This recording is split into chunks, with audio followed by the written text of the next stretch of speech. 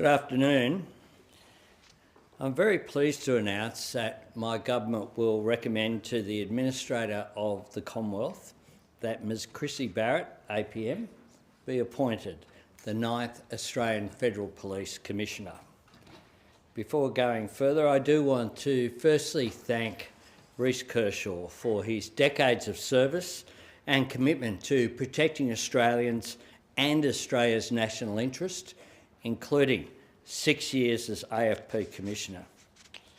Reece, you have achieved an enormous amount for our nation, and I hope you feel incredibly proud. We certainly wish you all the best as you get to spend precious time with your family, and I'm a bit jealous of what you have planned going forward. Commissioner Kershaw has made an extraordinary contribution to public life, and we are deeply grateful for his service. And on a personal note, as the incoming Prime Minister, can I say that the personal relationship that I've enjoyed with the Commissioner as well, during particular events, all of which we would rather not have to deal with, Commissioner Kershaw has been absolutely on call 24 hours a day, 7 days a week, with his commitment to his fellow Australians. Krissy Barrett brings more than 20 years of law enforcement experience to the position of AFP Commissioner. Krissy has expertise in community policing and operations, counter-terrorism first response, serious financial crime, and transnational serious and organised crime. In her most recent position as a Deputy Commissioner with the AFP, Ms Barrett has managed the national security portfolio. She is highly renowned for her leadership capability, and I've certainly seen that firsthand in the dealings that I've had with Ms Barrett, as well as the way that she has represented the AFP on matters before the National Security Committee. For her distinguished service to the Sollies and the Bali bombings investigation, Ms Barrett was recognised for her leadership and contribution with the Police Overseas Medal in 2004 and Operations Medal in 2005. Ms Barrett's appointment that was done today by the Cabinet will be confirmed by the Governor-General later this week, will commence on the 4th of October 2025 for a 5-year period. Today's announcement is a historic appointment for the Australian Government and for the AFP, with Ms Barrett becoming the first woman to hold the position of Commissioner. The role of the AFP is critical to keeping our nation safe. There is no greater honour than wearing the uniform of those that serve and protect Australians. And we are so proud of our world-leading AFP and the work that they do. Krissy, we very much look forward to working with you as you take on the leadership of the AFP. Going to hear from the Minister, and then we'll hear from Ms Barrett and then Mr Kershaw before we take questions. Thanks very much, Prime Minister. A couple of weeks ago, Commissioner Kershaw asked to meet with me with no staff present. And in the meeting, to my surprise, he went through, he may say a bit later, where he was up to, both with family and grandchildren, and said that he had set October 3 as the date that he was intending to retire. I wasn't expecting the conversation, I wasn't expecting the announcement from him, but he leaves with his head held high and on the best possible terms with the government. Commissioner Kershaw has led extraordinary work with respect to organised crime, setting up the Foreign Interference Task Force, confiscation of criminal assets, now at $1.2 billion, work in setting up the cyber capacity, and importantly, with respect to our relationship with the policing organisations throughout the Pacific, the work at Pinkenba. We have been very well served by Reece Kershaw as the Commissioner of the Australian Federal Police. Immediately after that, I went and let the Prime Minister know where things were up to, and the Prime Minister and I both immediately had the same name in mind, and that is for Krissy Barrett to be the 9th Federal Police Commissioner.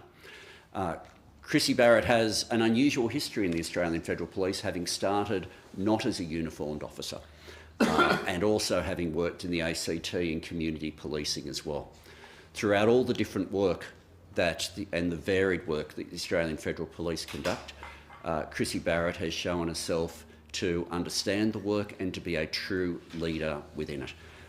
The Australian people are kept safe by the Australian Federal Police. We are well served by the Australian Federal Police. We have been well served by Reece Kershaw as Commissioner, and we can all look forward to the service that will come to us by Krissy Barrett as the next Commissioner of the Australian Federal Police.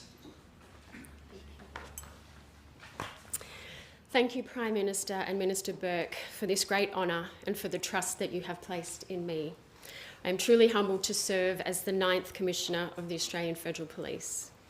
I first started my career with the AFP as a 21-year-old administrative assistant down in our Melbourne office, and I never imagined that one day I would be leading this very fine organisation, which now has a workforce of over 8,000 people and is posted in more than 30 countries across the world. The AFP's remit, experience and capabilities have changed dramatically over the years. We now police in an ever-changing and ever-challenging environment. But despite these challenges, the AFP's agility and innovation has ensured that we are a constant and dependable source of protection for Australians and Australia's way of life. As Commissioner, I will ensure the AFP continues to keep Australians safe, protects the vulnerable, and identifies and disrupts an emerging cohort of criminals who have mixed motivations and threaten our national security. I will have more to say about my priorities as Commissioner in the coming weeks, but today I want to pay tribute to Commissioner Reece Kershaw, who has transformed the AFP into a powerhouse of operational success under his leadership.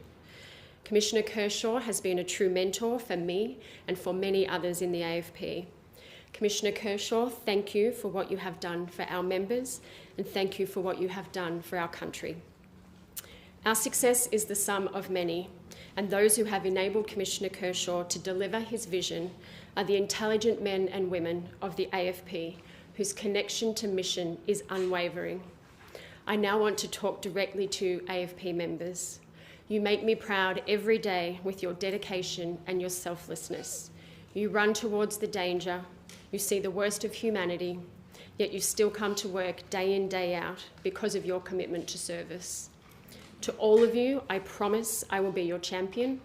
I promise I will do this uniform proud for you. And to every Australian, I will be devoted to protecting you and our way of life, and I commit to working as hard as I can every single day, like every AFP Commissioner before me. Thank you. Thanks so much. Commissioner. Thanks, Prime Minister, and thanks, Minister, for your support and advice throughout my journey as a Commissioner. I'm coming up to almost 11 years as a Commissioner, and as you'd appreciate, it takes its toll on the family life, and being a grandfather has changed me dramatically, and I need to be there for my family. You know, policing is such a hard profession that we work in, and we sacrifice a lot, and in particular our family, including the careers, my wife's own career. She gave up her career to support me. So it's time for me to give back. I do want to be able to give back to the Australian community in some sort of other capacity down the track, but it's been an incredible journey for myself. I'm very grateful and privileged to have been able to serve the community, and I'd like to think that we have made the community safer, and the people of the AFP, they're incredible people, committed, professional, based all over the world, and they do some fantastic work, and you should be proud of the AFP and the people that serve our country. So thank you very much, everyone. Thank you so much. Questions?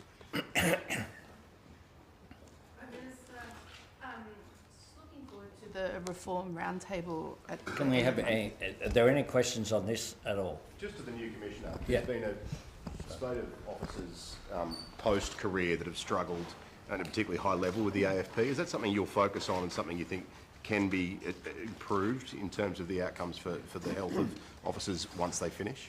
Yeah, absolutely. So one of my key focuses will be ensuring that we have a healthy workforce, but also in terms of those members who have given service over such a long period of time and, as I said, have dedicated so much of their life to the workforce. It's extremely important that we have the support there, not only for the members during their work life, but also after that. So absolutely will be a focus of mine. Will there be changes to what's currently in place? Or? Look, I will take some time to engage with the workforce and engage with stakeholders, including ex-members, but certainly that will be a focus going forward. Thank you. Thanks. Yeah. On another note? No, can we, just questions on this first? Standard thing? Okay, thank you. Oh yeah, of course, please. Just people in Sydney and Melbourne have seen these mass rallies on the streets. I know there's state policing issues, but particularly because of your background, what are your concerns on a federal level about these sort of mass rallies that we're seeing? Certainly. So first and foremost, we obviously work very closely with our state and territory partners, particularly Victoria and New South Wales, and have done so for a very long period of time. In the AFP, we have certainly, we commenced Special Operation Avalite at the end of last year to have a dedicated focus on anti-Semitism. We have recently created a national security investigations capability dedicated to hate crimes and to the role that we play in social cohesion. And I did say that I would have a bit more to say about my priorities going forward, but absolutely that is right at the top of the list. Commissioner, the Prime Minister reflected on the historic nature of your appointment, the first female in this role. How do you reflect on that? Certainly it's an absolute honour and privilege to be appointed as the Commissioner, and I'm very aware it's a significant milestone for the AFP and for women in policing more broadly. I have been very fortunate to have some fantastic role models throughout my career, both men and women, and I do hope that I can play that role for aspiring leaders that are on their own journey within law enforcement. Okay.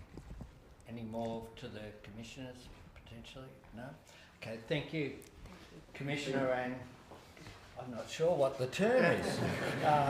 About to be Commissioner down the track, and I think you can see why Ms Barrett was the obvious choice to be the 9th Commissioner, and I do want to reiterate thanks to Reece Kershaw for the personal relationship, as well as, most importantly though, for the role that he has played for our nation to keep people safe. We can all be really proud of the work that the Australian Federal Police do.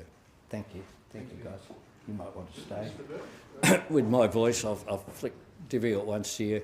Katina. Just looking ahead to the Reform Roundtable at the end of the month, the Productivity Commission said that environmental approvals reforms were pressing and overdue.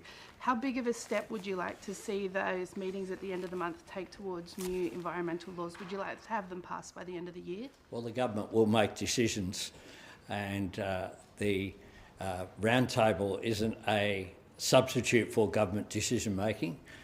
Minister Watt is working closely with industry and with environment groups.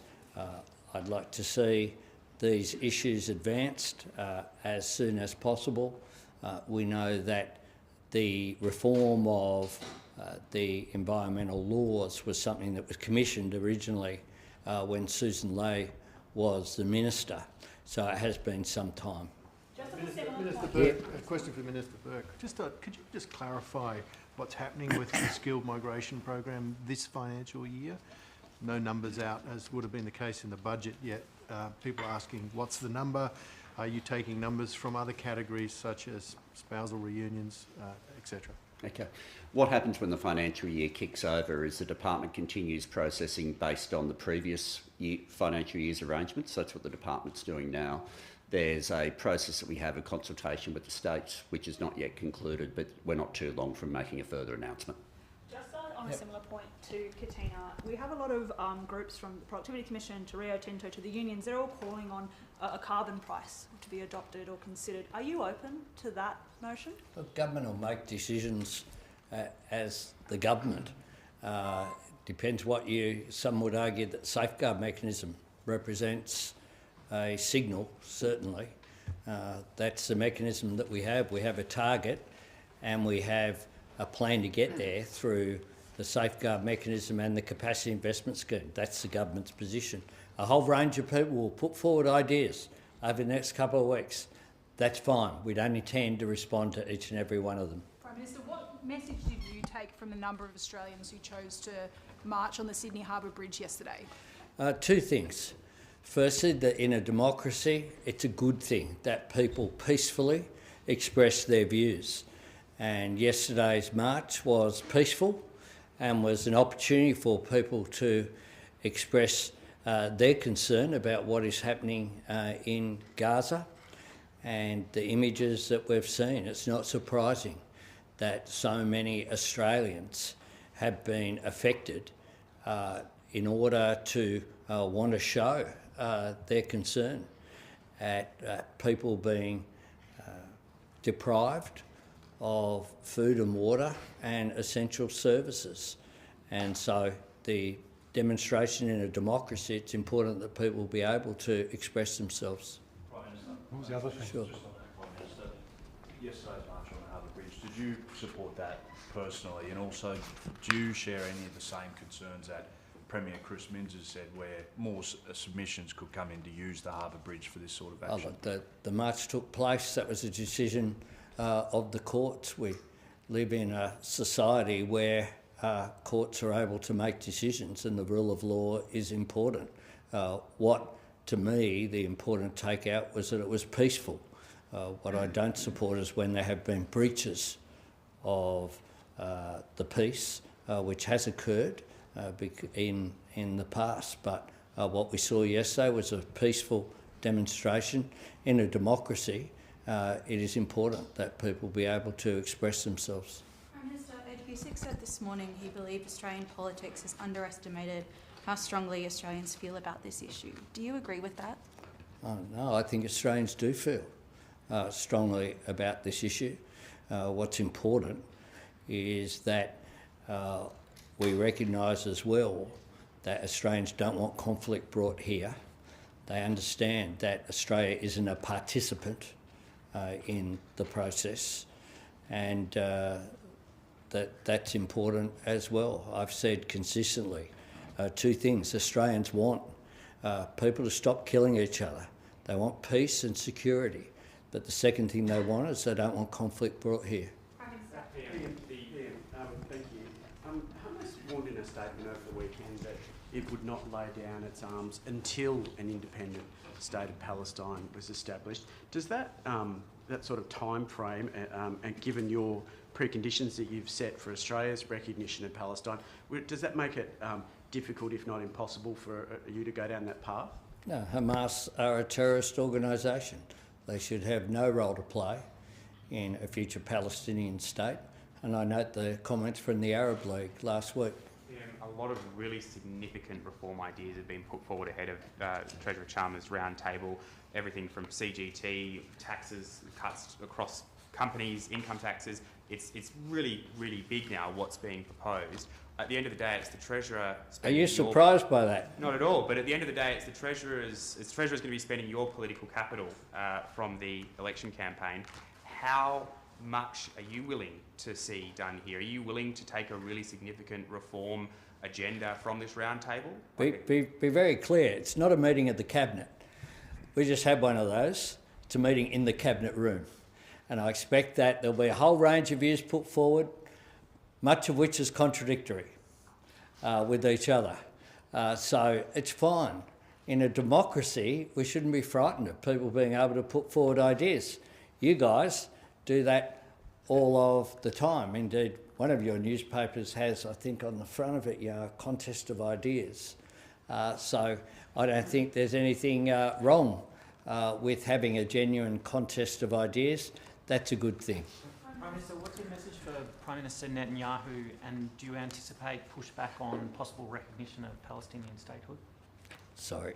Do you expect him to push back on your comments last week about possibly recognising Palestine as a state? Well, Prime Minister Netanyahu has made some comments that are certainly not consistent with a two-state solution, as well as we've been critical of some of the actions of Israel, in particular, the decision that they made in March to breach what would be expected of a democratic nation and withholding the supply of aid into people who desperately need it. And my message will be the same privately as it has been in the past as the public message. And privately, I have said to Prime Minister Netanyahu before, as I've said publicly for a long period of time, that I'm a supporter of a two-state solution and that there can't be peace and security in the Middle East without there being an advance on that two-state solution. Yeah, just the front there. Your colleagues Ed Husick and Alison Burns yesterday at the march were standing in front of the sign calling for more sanctions to Israel. Are you considering more individual targeted sanctions to Israeli individuals? No, we've made our sanctions against two Israeli government ministers. They are very right-wing ministers, and they're ministers who've engaged in rhetoric as well as actions that damage the opportunity to have peace in the Middle East. Phil? Recognition of the Palestinian state, as the Treasurer said last week, was a matter of when, not if. It will be inconsistent with the view of the United States. Do you feel it may complicate an already complicated relationship with Trump, or you can... We're a sovereign nation. Australia makes our decisions as a sovereign nation. Just back on the roundtable, Prime Minister, governments for 20, 25 years have said they're going to make sure that multinationals pay their fair share of tax, and there's overwhelming evidence that they're not. I was wondering if you're looking for new ideas on that, or whether the government is moving in that direction. Look, I look forward to the roundtable being an opportunity for people beyond just people who live and work in this building to have input of ideas. That will take place not just at the roundtable itself over those 3 days, but importantly in the public discourse that is now taking place. I don't think that's a bad thing. We should not be frightened of ideas. Doesn't mean that they're government decision making, because they're not. This is a roundtable, just that. It is not more than that. It's not a replacement of the cabinet. We're not contracting out our decision-making processes. What we will do, though, is be prepared to listen, as we always are, not just at the roundtable, but mine is a government that has consulted, that believes that there's common interest between business and unions and civil society, and indeed in the engagement that we have, including with you good people in front of me here, we engage constructively. That's something that I want to be a characteristic of my government. When the younger among you are writing, the bios or what have you about what characterised the government, that you say, well, they were prepared to consult and engage and harness the full capacity of the Australian people. That's a good thing. Shouldn't be frightened of it, and that's why we say we're not going to get into the rule in, rule out game or anything else. We're open for ideas. Our focus in government is on delivering what we said we would do, which is why in the first fortnight the legislation that we advanced was about childcare, was about the 20% student debt, was about the penalty rates being protected, was about all of those measures, and that's been the focus of the government. Thanks very much.